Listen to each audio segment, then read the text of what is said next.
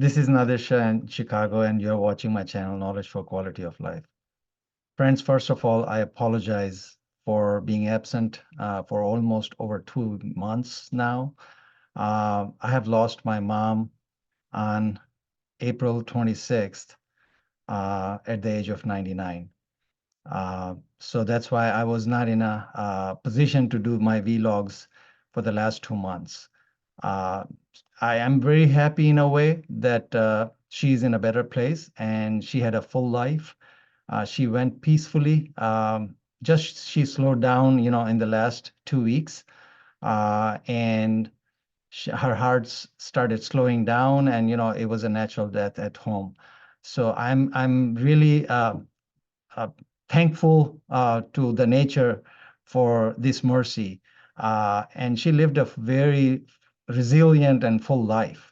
I'm fortunate that, I've been around my mom for all these years, particularly for the last 29 years she lived with me. My kids grew up with her. And I really got a lot of wisdom and understanding of life from my mom and dad. My dad lived 102, so I'm one of the kid of centenarian parents. And I've learned numerous lessons from them over the years. Particularly my mom, she was a mentor and role model for me. And in due course, in the next vlogs, whenever the time will permit and situation allows me, I will share that wisdom with you as well. Before I move to today's topic, I want to share something with you as far as my next topic is concerned. So think of the cars which we own normally. We have a maintenance schedule. We go on a routinely basis, at certain intervals, whatever the manufacturers recommend us, like oil change, filter change, tune-ups, different types of fluid change, including oil, transmission, coolant, all those things. We try to follow the manufacturer's suggested intervals to maintain our car. Now, if we try to ditch those maintenance for whatever reason, and chances are that we are going to end up in a big bill, and one day the car is not going to be functional, and mechanic is going to say that your car needs so many things to fix, and that could be economically not viable. Similarly, if you look at the car is my example, just to explain you certain things. If you look at the car, some people will say that car is defined by its body shape, functionality, the bells and whistles it carries. But to the really, if you go bottom line, if you go to the crux of the car's health, the main component of car is car's engine. And if you take a step further and look at the car's engine, the main component which drives the car's engine is its engine oil. Now, experts say that when you drain your old oil and you rejuvenate your engine with the new oil, you take that old oil which you drained off and send it to the lab. The experts will tell you that how your car's engine is doing. Basically, they look at all the chemical compositions which that old oil carries, and they can tell you whole about engine, that what's the life of the engine, and how it's going to be behaving in the down the line, and how your engine is breaking down. Similarly, if you take that analogy and apply to our human engine, basically our human health, our human engine is driving based on certain functionality. So if the main component of our health, which defines our internal health, and there are a lot of checks and balances which nature has embedded in our health system. And one of the main component which we look at it is human blood. This blood tells the entire story, and such a fascinating things that it can give you numerous things in advance before even one would get a symptoms for a disease. So now my question is always been that what are the ways and means we can look up for those parameters that can give us an advance warning to the best of our ability that before the symptoms even appear to the surfaces. And we go to a doctor and we say that, okay, I'm having this issue. And doctor, our regular doctor, which is primary care doctor, will say that probably this is a specialized case, and you go to a specialist and take care of your health accordingly. Now, by that time, those symptoms comes, and I would feel those symptoms. Maybe that disease was inside me for some time, because now that disease is it's been harboring within my body, and now I'm experiencing those symptoms. That may be too late sometimes. Sometimes it's reversible, sometimes it's too late, depending on what stage I'm going to see the doctor. So today's vlog, the important thing which I'm going to discuss that, what are the tests which I've been doing over the years? And this is not a static list, which I'm about to share with you.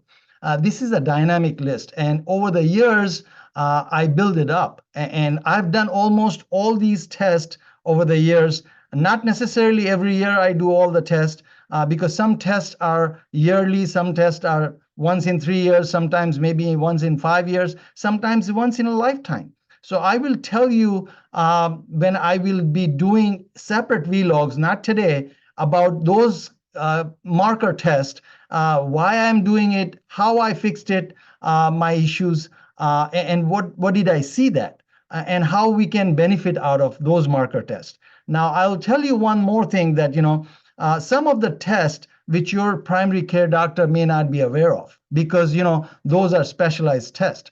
But I have always taken an approach of a proactive role in my health and my family health cares, for my family's health care, rather than reactive, because I don't want to see a doctor or a specialist at the time when I'm seeing the symptoms. So I want to see those markers way ahead of time as a checkpoints. And from time to time, not necessarily, as I said, that there are some yearly tests, there are some once in 3 years and once in 5 years. So we'll talk about that. Before I go into the details, I would really appreciate from all of you that if you like what I share here, and if you think that some of your friends, families, relatives can benefit out of it, please do share these videos and subscribe to this video, so that whatever I've been doing, because I have a whole plan ahead of me, and I'm not doing things randomly. There's a system which I'm following, how I have evolved over the last 8 to 9 years, and I'm going to go in the checkpoints each and every time, and those I'm going to connect the dots with my example or my immediate family example, that how we turned the corner around and how we fixed things. So let me go ahead and share my screen with you.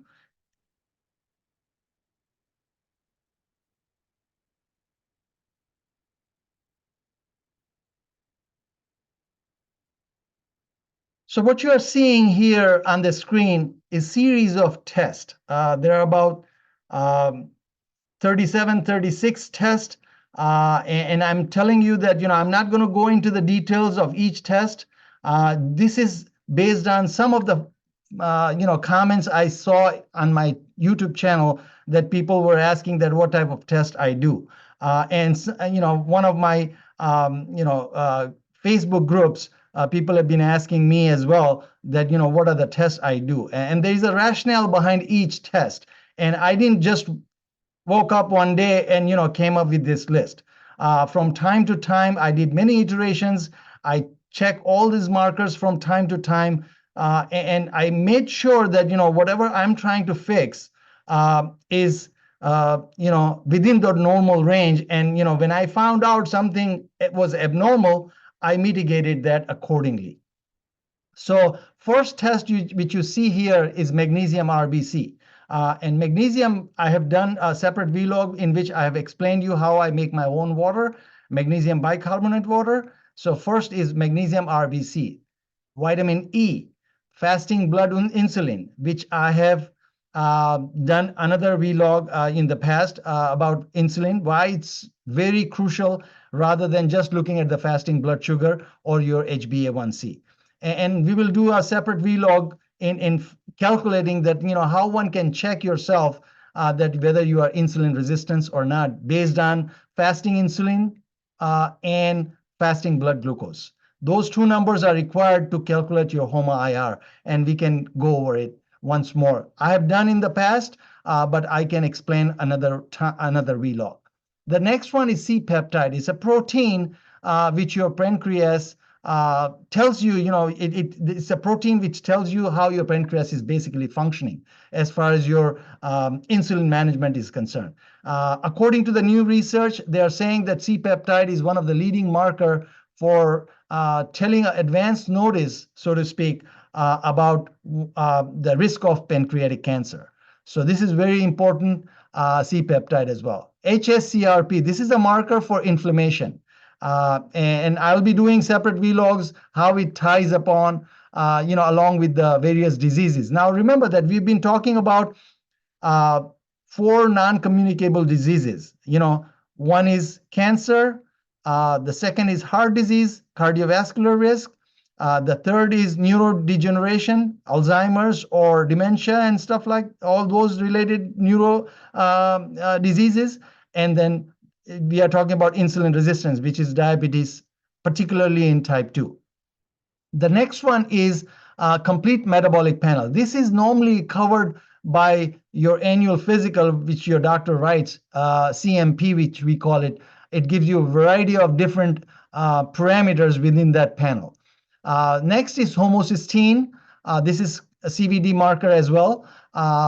Quest code 91001. I've given the Quest code for your convenience. If somebody wants to dig it up a little bit more on the test, you just go to Google and type the test code, and you will see the definitions and details what the test entails.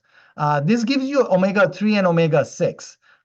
This is very, very important, omega-3 and omega-6, and I'll be doing separate vlogs on that. HbA1c, which is hemoglobin A1c, your last 90 days status of your glucose glycation.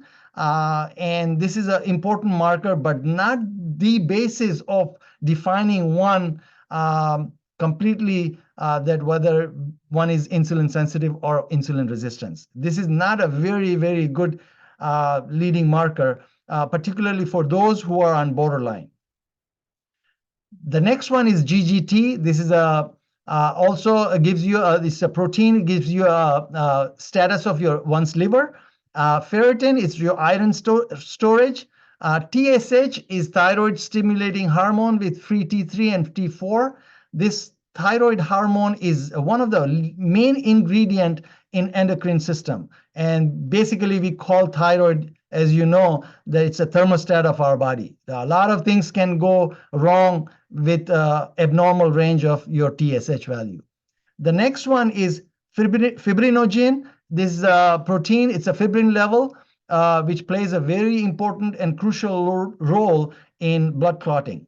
The next is vitamin D, and I have said enough in my previous vlogs. Vitamin D test is very, very crucial, and one has to be optimum in this level.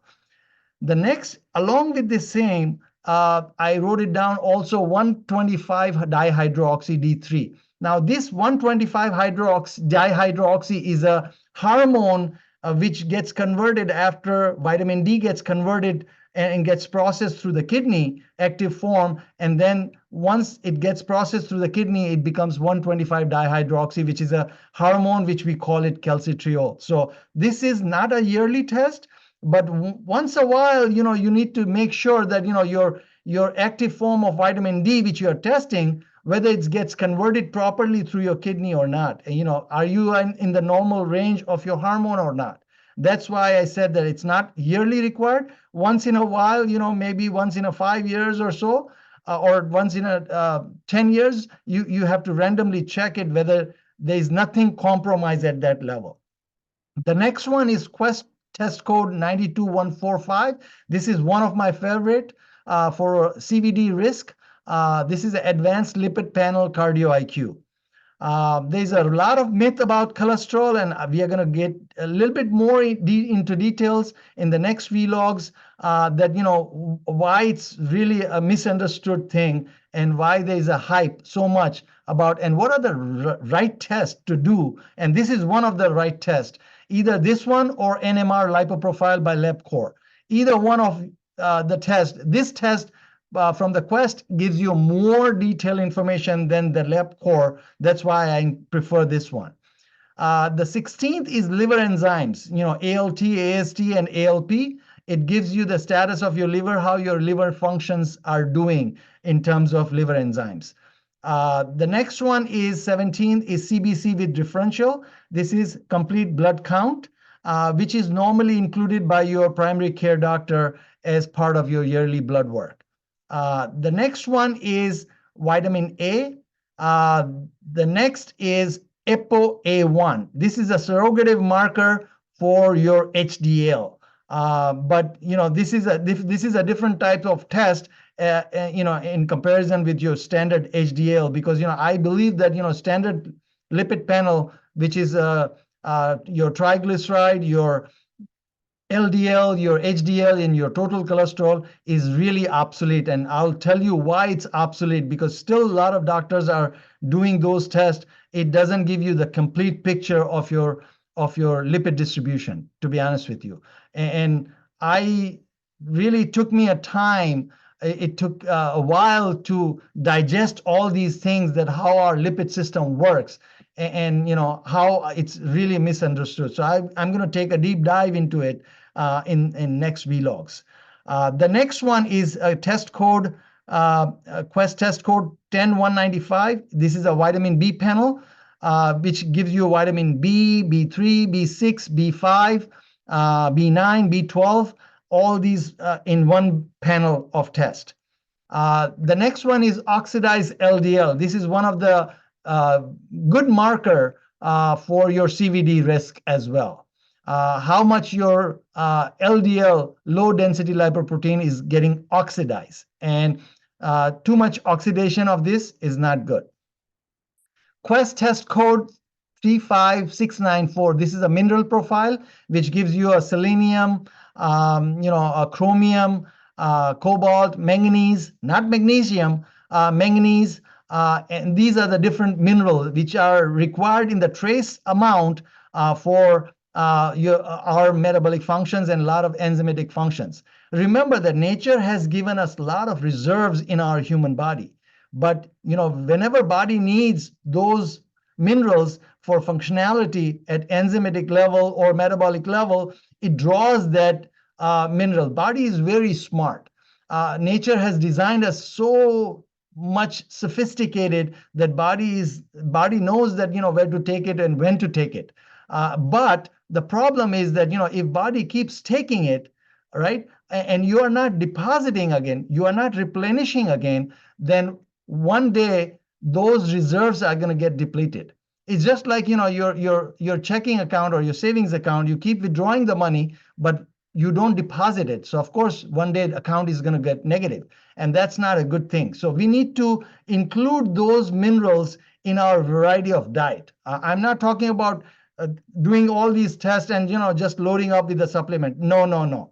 I'm not saying by any means that thing. Most of the items, most of these vitamins, most of the minerals should come from the food, a variety of food which we should eat. There are certain criterias that, there are certain vitamins, just like vitamin D, vitamin K2. It's not ample enough in the food, except one vitamin K2, which is very potent, and it's available in natto quite a bit. You can fulfill that if you get used to eating natto. The next one is LabCorp test 706200.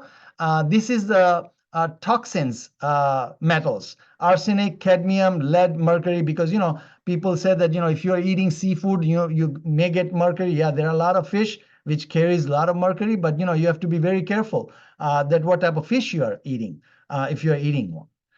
So this is once a while test you do, it's not a yearly thing, that at least, there is nothing compromise your body, as far as metals are concerned. Because there was a news a while back that, people who eat dark chocolate, they get some arsenic and, some toxin metals as well. So there was a list of manufacturers published, and I eat my dark chocolate 1 square after my dinner, and that's 80%. And I was concerned, so I got tested, and I got, all these metals non-existent for my family. So at least it's a peace of mind. And now I'm not going to do it again, probably because I'm not changing my diet. I'm not going out of the my testing regimen, which I've been eating and which I've been doing. So we have to be careful that, why the test we need to do, and, for what reason we need to do it. Just doing it doesn't do you any good.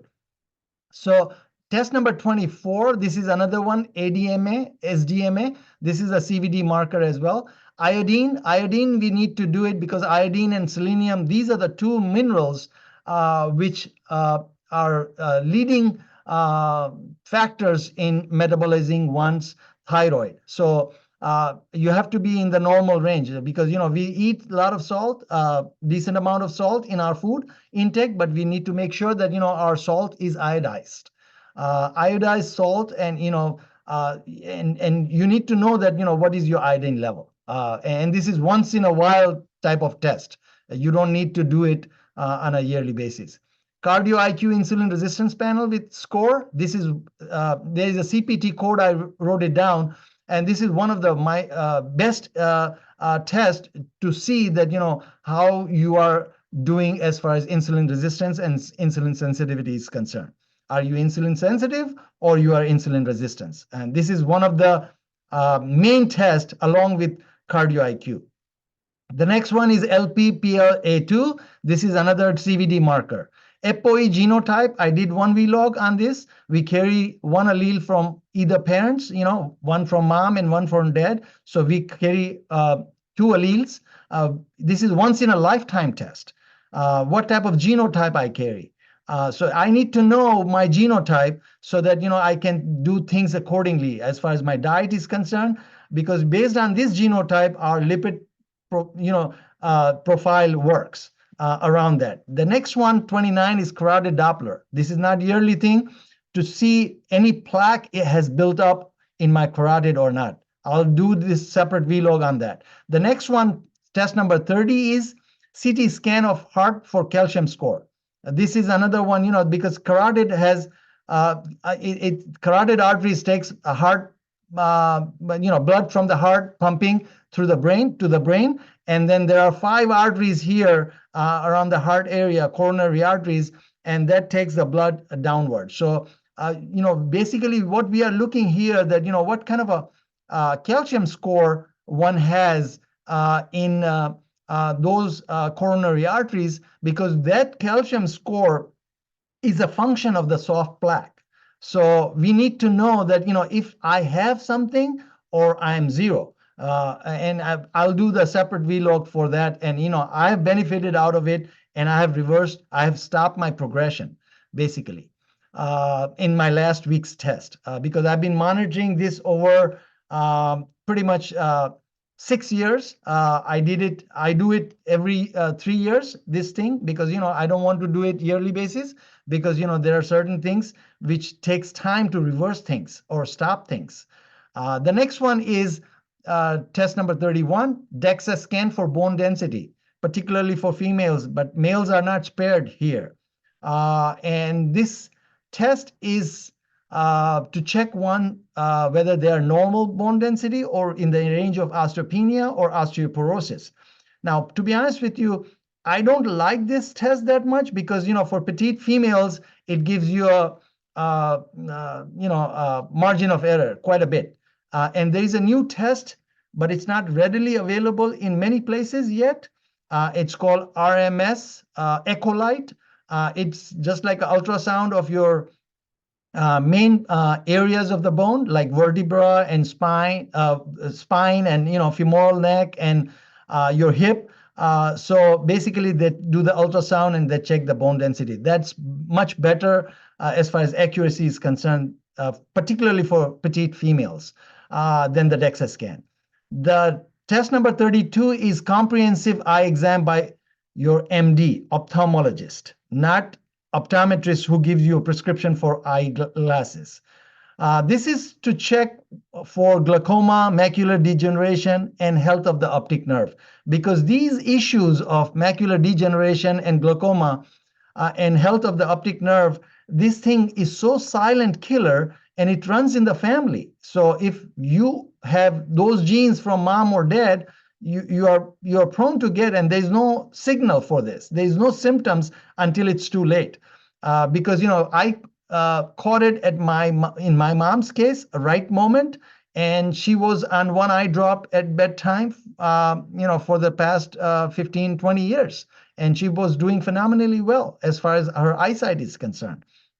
So now I have this genetic predisposition, so I go yearly to see my glaucoma expert, and they keep monitoring my eye pressures and everything. So this is very important. A lot of people, because it doesn't give you any indication. That's about it, and it's silent killer. The next 33 test number is PSA. This is a prostate antigen. This is the state of male's prostate glands. This is very, very important. Normally, doctors used to say that, if you're above 40 and 50, one has to do it. But I think the things are getting so crazy nowadays that, younger folks than below 40 are having issues because the type of lifestyle that we are leading.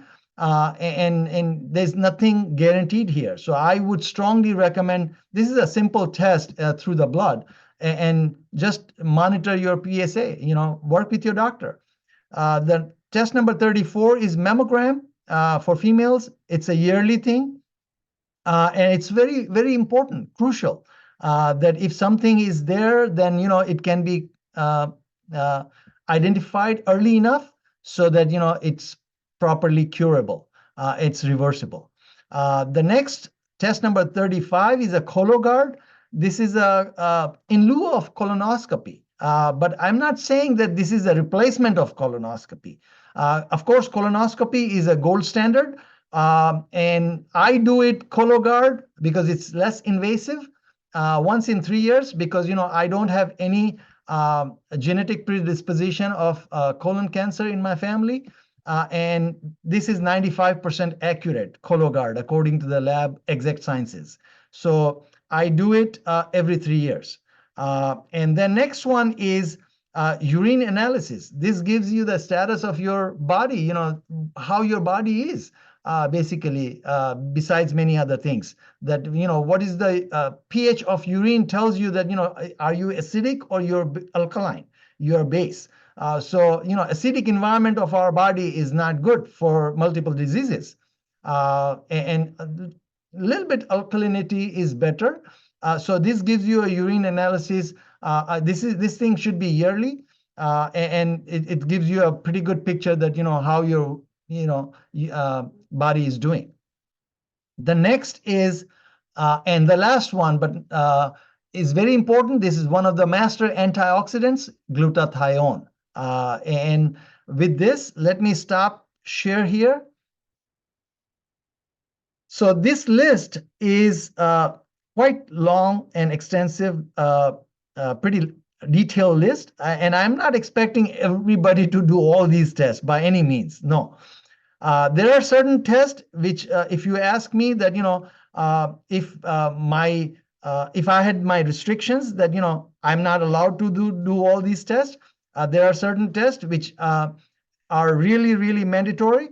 And I think I'm going to emphasize in the next series of vlog, and I'll be doing those separately so that you understand the emphasis on that, why it's important. and why one would need it to see the better picture of your risk profile as far as these diseases are concerned. Remember that 4 leading horses we are talking about. Neurodegeneration related, diabetes, insulin resistance, CVD, cardiovascular, and cancer. Hopefully see you with another series of vlog, particularly on the one of the detailed tests, which I'll be talking in more detail next week. Until then, see you.